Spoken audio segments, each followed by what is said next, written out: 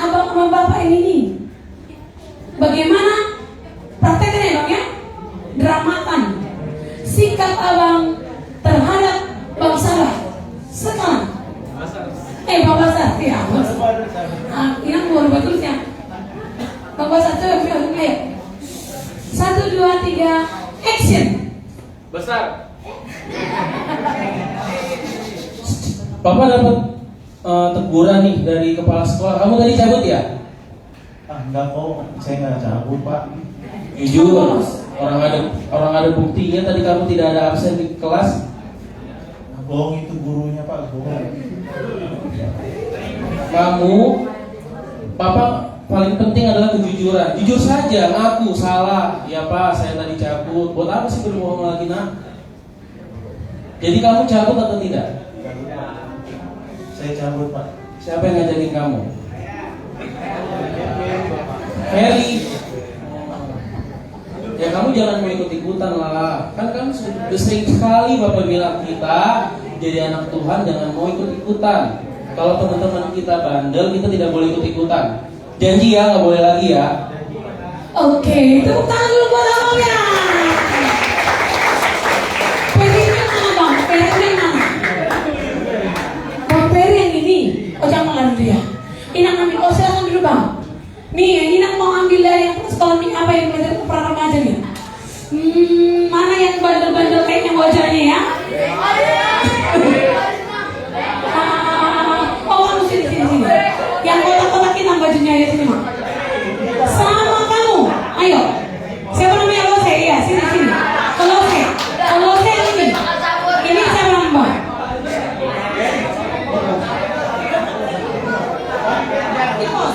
Dipos dan Kolose, ayo maju ke sini.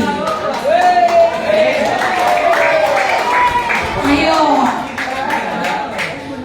Dipos, kau sebagai bapaknya.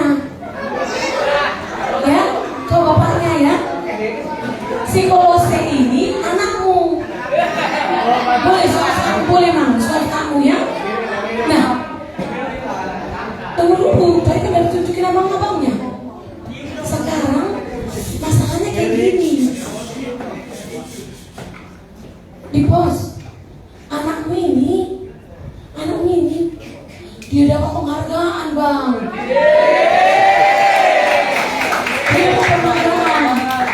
Penghargaan itu dulu kan langsung penghargaan apa? Penghargaan anak yang berhasil. Belum penghargaan berhasil menaklukkan pelajaran matematika yang tersulit. Gimana bang? Kau sebagai bapaknya terhadap dia? Ayo, dramakan. Action. Wih, anak bapak nih. Makasih Pak. Ntar mau apa? Ntar banyak kali yang penting belajar terus ya kamu. Oke, tepuk tangan dulu. Tepuk tangan sekali lagi sama si Dipos sama si Klose. Pas lah cocok kalian dengan namanya itu. Dipos dot si Klose. Oke. Itu kok bisa ya? Mereka mempraktekkannya padahal belum jadi bapak-bapak kan? Udah ada istrimu? Oh belum. Udah? Belum ada istrinya. Tenanglah kalian. Kok bisa ya? Terus kok bisa ya abang kita tadi? Oh kalau Bang Sarah udah bapak-bapak itu memang.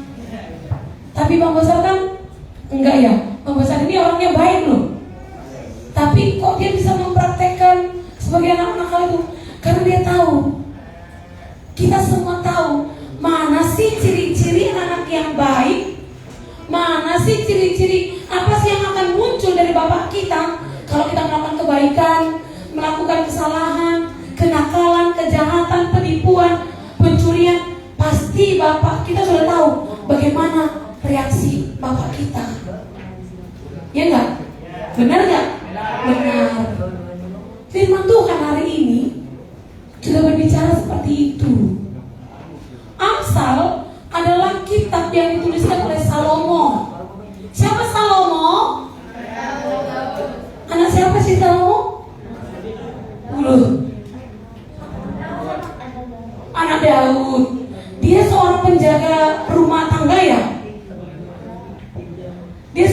Bantu. Ini apa dong? Gak tahu, gak kenal engkau ya? Abang kakak kurus minggu.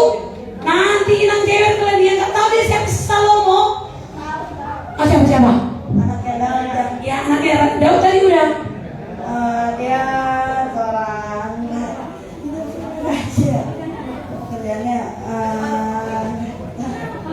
Nggak tahu. Daud dia itu seorang apa? Seorang kalau situ memang raja. iya seorang raja. Memang nampak kali lah Komang. Anak baik kali kau. Seorang raja. Seorang raja pasti punya bermacam-macam ya. Dia pasti bukan orang yang kekurangan. Seorang raja nggak mungkin kurang gizi kan? Nggak mungkin lah. Makanannya dia pasti banyak. Selain itu apa lagi? Dia adalah beda dari 3 raja pertama orang Israel. Siapa aja raja pertama orang Israel yang 3 orang? Yang pertama, kedua, kemudian Salomo. Dari ketiga raja ini ada keistimewaan dari Raja Salomo. Apa itu? Kebijaksanaannya. Kok bisa ya? Apakah waktu di zamannya Salomo ada universitas? Ada sekolah tinggi? Ada program doktorat? Gak ada. Tapi kok orang zaman bahola, zaman dulu bisa berhikmat. Tapi zaman sekarang gak ada hikmatnya. Yang ada nikmatnya aja. Hanya menikmati gamenya, hanya menikmati main sepak bolanya, hanya menikmati kongko-kongko ketemu sama teman di di WA lah, di mana lah. Kemudian apa? Yang senang-senangnya aja, hanya nikmatnya, tapi gak punya hikmat. Nikmat gak sih makan KFC tiap hari? Nikmat lah. Tapi berhikmat gak itu untuk kesehatan kita? Tapi maunya makan gitu terus ya. Burger, pizza, apa lagi? Apa tuh lagi? Yang kalian suka itu? Saksang, kalau saksang sehat mau. Biswe, maunya kayak gitu. Tapi tidak berhikmat kita. Nah, di zamannya si Salomo, dia mengajari berhikmat. Kenapa? Karena waktu itu Salomo udah mulai tua. Dia tahu bahwa perlu mengajari anak-anaknya. Dia tahu bahwa seorang orang tua gak akan bisa menemani kau seumur hidup. Punya bapak mama emang? Punya. Mereka itu bakalan mati. Loh, opung siapa di sini yang masih hidup? Opungnya. Yang opung dolinya hidup. Opung barunya hidup. Yang opung dolinya udah mati. Nah kan, bapaknya mama kalian, bapaknya bapak kalian pun mati ya kan? Mati nggak? Mati. Karena semua manusia dari debu harus kembali menjadi debu, katanya firman Tuhan. Tapi dengar, sebelum mereka mati, sebelum orang tua mati, mereka akan berusaha melakukan yang terbaik untuk anak-anaknya. Disekolahkan, ya kan? Ada lesnya nggak? Les tambahan ada. Diajar. Diajarin apa? Diajarin. Diajarin kan? Diajarin. Dinasehati nggak? Dinasehati. Ada pernah nggak kau dilarang? Dilarang apa yang kau? Dilarang merokok. Tauran. Dilarang tauran. Tauran nggak kau? Dilarang. Dilarang membuli teman. Membuli. Kau dibully mas?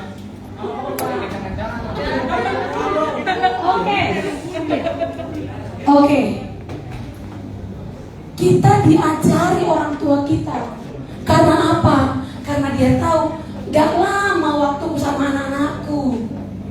Besok aku harus meninggalkan mereka. Kalaupun gak mati, besok kalau udah selesai sekolahnya, dia akan pergi jauh dariku. Gak ada orang tua yang maunya anaknya terus di tempat tidur dilihat-lihat. Gak mungkin. Tapi ada waktunya kita akan berpisah dari mereka. Jadi sebelum berpisah, apa yang diajarkan? Ya, ayo sama-sama dulu baca ayat 23. 1, 2, 3, ya. Yang kencang, nah. 1, 2, 3. Berilah kebenaran dan jangan menjualnya. Demikian juga dengan hikmat, hikmat dan pengertian. Diberikannya hikmat, pendidikan dan pengertian. Hikmat yang diberikan orang tua apa? Kalau kau ketemu sama ada orang yang mencuri, jangan ikut kau mencuri ya. Ada orang tua bilang, Mak, ada nggak teman mencuri? Gak ada, Mak. Ajar curi, ada? Gak ada kan? Itu pengajaran. Kalau kau lihat ada temanmu yang berantem, kata mama, ikut kau suruh berantem? Enggak kan? Kalau nggak bisa kau hadapi, hindari. Benar nggak? Belajarlah kau Amang. Disuruhnya kau belajar? Atau main-main lah kau terus di luar sana kau pulang jam 11 malam kau ya? Itu enggak. Kenapa ya? Karena semua itu adalah dalam rangka mempersiapkan kita supaya kau besok kuat, supaya kau besok ketika kau bersama dengan dia selamat, supaya kau besok menjadi orang-orang yang bertahan dalam kehidupan yang keras sekalipun. Makanya Salomo bilang, hai anak-anak, taati orang tuamu, turutilah nasihatnya, mengertilah akan apa yang diperintahkan. Karena meskipun mungkin kadang-kadang itu gak suka kau, gak nyaman, gak enak sama mbak kau suka, tapi semua itu di dalam memperlengkapi kau supaya kau kuat. Jadi kalau diajarin nasihati orang tuanya, jangan ngambek. Siapa di sini yang mau ngambek sama orang tuanya? Gak diomongin sampai 2 hari. Uang jajan mintanya aja pun, mana kosku, jajanku. Ada yang kayak gitu? Karena setiap nasihat, setiap apa yang disampaikan orang tua kita, semuanya itu menjadi hal yang baik bagi kita. Gak ada yang melebihi dari pengajaran orang tua, kasih orang tua terhadap anaknya. Makanya kasih Tuhan Allah kita itu pun diibaratkan seperti kasih orang tua kepada anak-anaknya. Jadi jangan pernah bersikap tidak benar kepada orang tuanya. Jadi kayak mana sih sikap kita, Inang? Ayo baca ayat 22 sama-sama. 1, 2, 3, ya.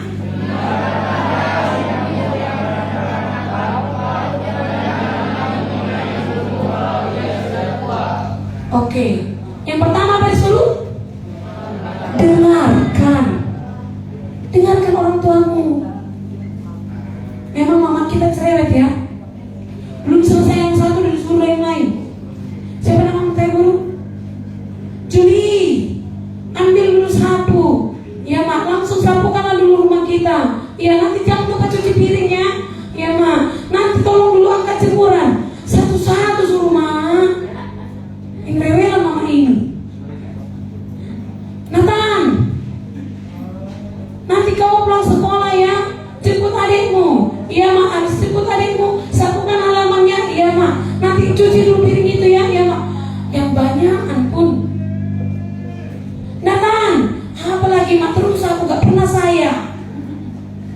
Terus kita bosan, kita seakan-akan marah.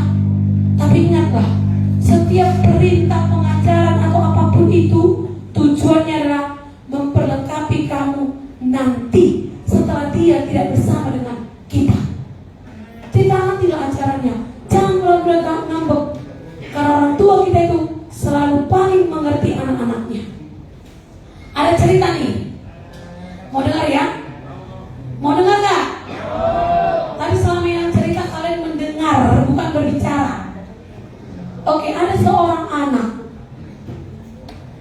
laki-laki. Anak ini berumur pokoknya sekitar kelas 3, kelas 2 SMP lah. Dia kelas 2 SMP. Terus dia pernah izin sama mamanya, "Ma, aku mau main futsal sama teman-temanku." "Oke, boleh ya, Mam. Tapi pulangnya jangan malam." "Iya, di rumah udah nyampe ya jam 7 malam ya." "Sudah, ya oke, Mak, beres." Lalu dia main futsal sama temannya sampai jam 7. Nah, ketika mau pulang, datang temannya dari dekat rumahnya ngajak, aku punya game baru nih, ayo main yuk di rumahku. Kata temannya, ayo udahlah, toh besok hari Minggu kok, anggap apa lah itu, pikirnya. Tanpa izin sama mamanya, akhirnya dia ikutin temannya. Main game lah dia sampai jam 10 malam. Baru dia pulang. Mamanya udah khawatir. Karena memang itu anaknya satu-satunya, kayak si Kris ini. Udah gitu gak ada juga bapaknya. Udah gak ada bapaknya. Hanya dia, sama ya. Gak ada juga bapaknya. Udah meninggal. Lalu mamanya tentu khawatirnya luar biasa. Sesampainya anaknya di depan rumah, mamanya marah. Katanya lah, Nathan, kenapa kalau makan pulang? Tadi udah janji sama mama jam 7 pagi mama. Lalu dia bilang, aku gak jauh-jauh kok ma, aku di rumahnya istri kok. Dia bilang begitu. Lalu kemudian mama bilang, tapi kok gak bilang apa-apa sama mama? Mama itu khawatir. Baru dia bilang, akhirnya dia bilang, mama cerewet banget.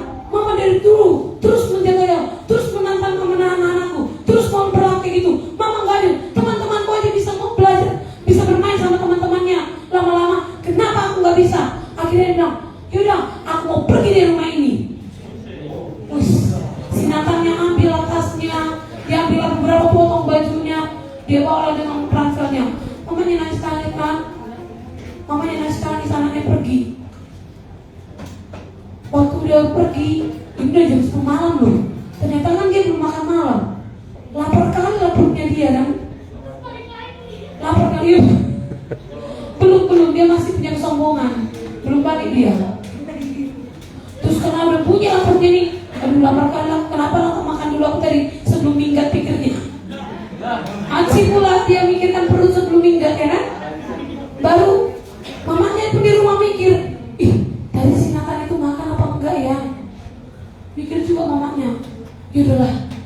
Tapi kalau si Nathan bilang pulang aku, enggak, dia tahu berkeras sama mak itu. Dia jalan gengsi dia.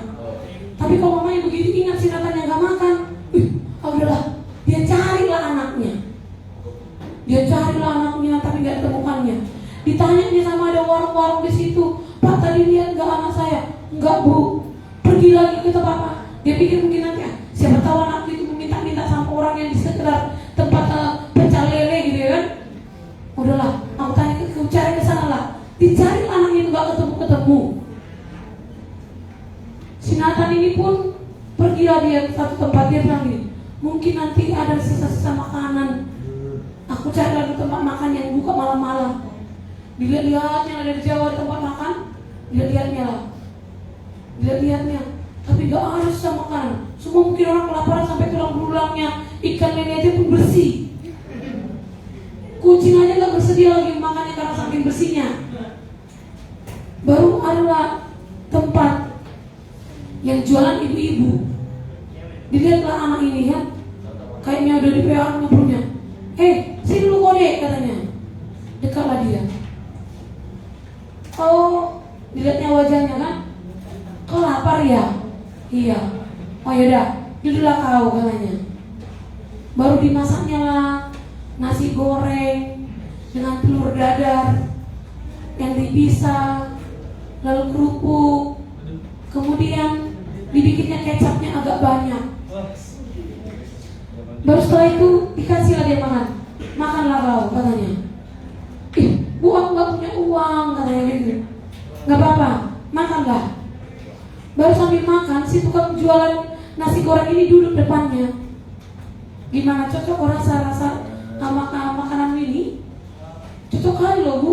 Kok tahu ibu kecapnya banyak, telurnya gak dicampur, harus telur dadar. Kok tahu ibu katanya. Dia bilang, iya benar. Tadi mamamu keluyuran jalan-jalan bawa fotomu. Lihat gak anaknya ini? Lihat gak anak ini? Terus dia bilang apa tahu kau? Makanya gue suka makan. Kau pikir gratis ini? Enggak gratis ini coy. Tadi mamamu titipkan kalau nanti anakku ada, kalau lihat kelaparan, kasihkan ya. Nasi goreng kesukaannya kecapnya banyak, telurnya harus didadar. Ini uangnya.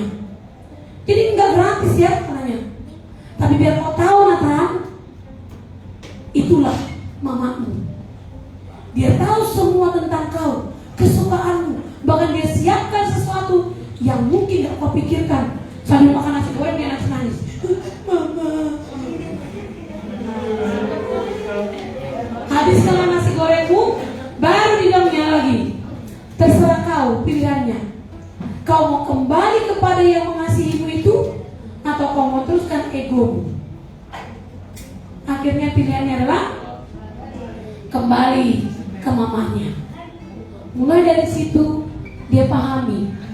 Dia sudah bersedia mendengar. Dia tahu didikan nasihat orang tuanya. Dia paham penyertaan orang tuanya. Karena pada akhirnya setiap penyertaan orang tuanya akan menjadi kebanggaan bagi orang tua itu sendiri. Kenapa setiap orang tua mau berusaha melakukan yang terbaik untuk anak-anaknya?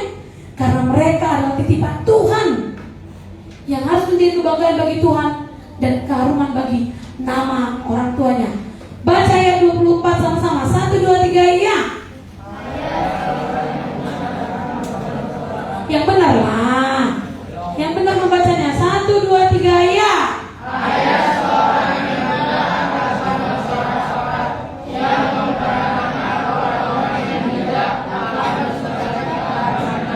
Iya. Kalau kita mendengarkan hikmat pengajaran dan menghidupi pendidikan itu, maka kita menjadi kebanggaan seperti si Dipos sama si Kolos tadi, mendatangkan nama sehingga orang tua bersorak-sorai. Mau Ina buktikan pernyataan orang tua kalau anaknya baik. Oke, amang situa kita ada di sini. Amang situa marga apa tadi? Harus dikenal situanya ya. Amang situa Sialagan. Amang, kalau anak Amang dapat surat penghargaan dari pihak sekolah karena menang olimpiade olahraga, bagaimana perasaan Amang? Tentu saja senang sekali dan bersyukur. Terus semakin memotivasi dia lebih berprestasi, lebih tahu tanggung jawabnya. Dia Amang dukung lagi, apakah itu untuk kepentingan Amang? Tentu saja tidak. Untuk kepentingannya, untuk masa depannya yang lebih baik. Artinya, semua hal yang didoakan, semua hal yang dilakukan oleh orang tua adalah untuk kepentingan anaknya sendiri. Makasih Amang ya. Itu orang tua loh. Amang ini mewakili orang tua. Perasaannya pasti sama dengan perasaan orang tuamu. Kalau memang itu yang kalian harapkan, siapa di sini yang berharap orang tuanya berumur panjang? Atau siapa yang berdoa di sini? Maunya pulang sekolah minggu ini bapakku udah mati. Ada? Enggak ya? Enggak. Kalau kau mengharapkan umurnya panjang, orang tua panjang, maka hadirkanlah hal yang membuat dia bersorak-sorak, mengatakan ini boruku ini anakku, kebanggaanku ini. Hadirkan dengan cara apa?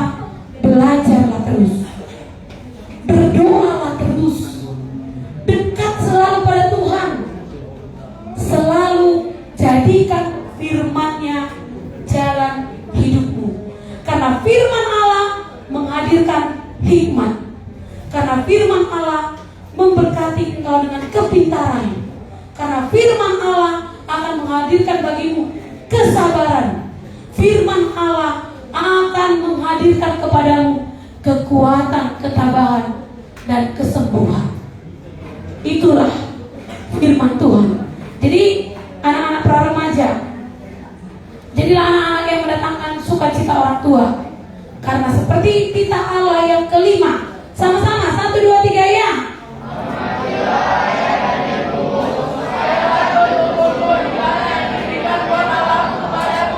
Supaya lanjut umurmu dan penuh sukacita hidupmu di tanah yang diberikan Allah. Hormatilah mereka. Tadi di ayat 22 sudah jelas dikatakan, dengarkan mereka. Lalu di bawahnya dikatakan, jangan menghina ibumu karena sudah tua. Sudah tua artinya gimana? Ciri-ciri orang yang sudah menua adalah tubuhnya tidak kuat lagi. Jadi kalau ada orang tuamu yang gak kuat saat ini, yang kurang sehat, jangan menghinanya. Bapak macam apa yang kau gak bisa tidak, kalau boleh kau yang menggendong. Ciri-ciri orang yang sudah menua, daya ingatnya berkurang. Orang yang daya ingatnya berkurang, pengetahuannya kurang. Lalu jangan katakan, kok bodoh kali kau mama. Jangan pernah keluar dari mulutmu menghina orang tuamu. Kok bodoh kali, tolol banget sih. Jangan. Kalau kau demikian, sebaliknya, kau bukan mendatangkan sorak-sorak kebahagiaan, tetapi menjadi datangkan kutuk dari orang tuamu kepadamu. Ingat ya, ada 3 hal yang harus kalian bawa pulang. Pertama, perlakukan orang tuamu dengan baik, karena mereka adalah perwakilan Tuhan bagimu. Yang kedua, teruslah belajar, membangun dirimu dalam pendidikan dan hikmat, dan semua itu di dalam firman Allah, supaya ketika kau berpisah dari orang tuamu pun, kau tetap menjadi orang yang kuat. Dan yang ketiga, selalu hadirkanlah dari segala usahamu, supaya orang tuamu bersuka cita atas dirimu. Tapi bukan seperti yang pertama tadi Bang Sandro dengan Bang Basar. Marah dia karena anaknya yang mendatangkan murka orang tuanya. Berubahlah dan jadilah anak-anak Tuhan yang membawa terang. Amin. Mari kita berdoa. Terima kasih ya Allah Bapa atas firman yang kami dengar hari ini. Sungguh Tuhan, kami berharap mau menjadi anak yang mendatangkan sukacita bagi orang tua kami.